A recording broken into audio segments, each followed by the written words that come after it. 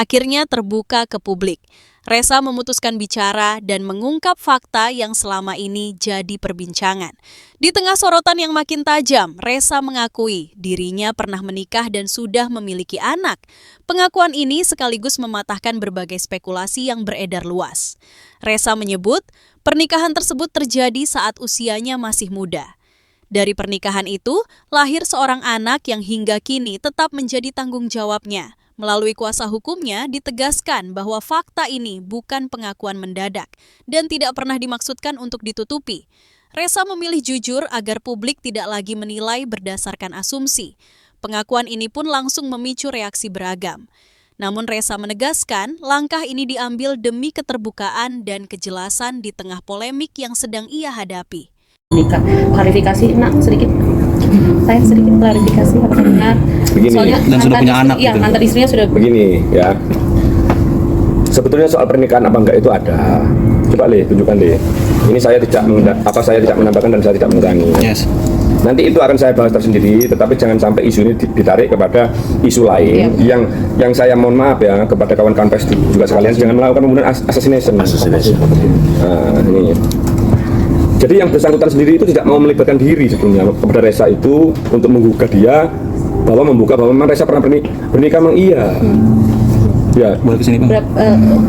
Tahun berapa di usia berapa Bang Ressa? Ya sekitar usia 20 tahun ya, 20 tahun. Sudah ada omongan? Sudah ada memang, dan dia juga sudah bertanggung jawab. Nanti kalau nggak bertanggung jawab silakan aja gugat. Tapi ingat ya, kalau dia menggugat nanti ada lagi yang akan terblow up ya. Dia di setiap hari ketemu dengan anaknya. Dan memberikan nafkah kepada dia sudah memberikan nafkah. Cuma si orang ini mau mencari panggung di sini. Pansos yang memanfaatkan Ressa. Ya, kenapa kok dia pisah ya? Nanti kalau dia membedah masalah itu, anaknya nanti akan diasuh Ressa loh. Karena tindakan unmoral yang dilakukan nanti bisa saya buktikan di pengadilan. Kalau itu.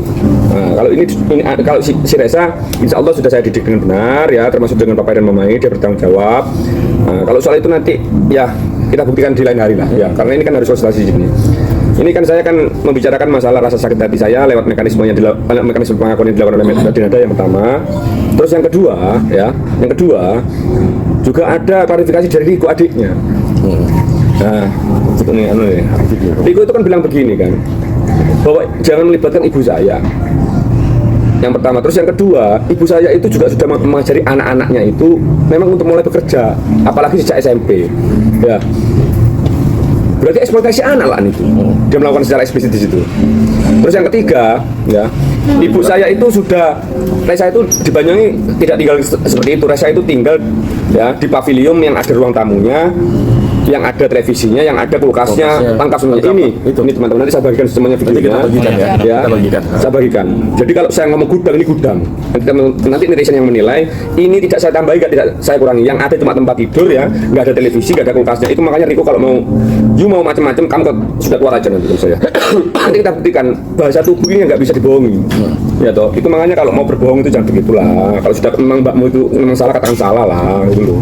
Tapi selama ini ada komunikasi dari Ressa sendiri ke Enrico? Begini, kalau Ressa enggak. Sebelum ya persoalan ini saya tarik ke persoalan hukum ya.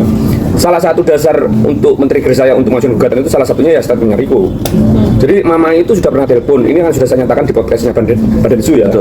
Bahwa tante ini nggak bisa komunikasi dengan mbak karena kan diblokir. Kok ada masalah begini?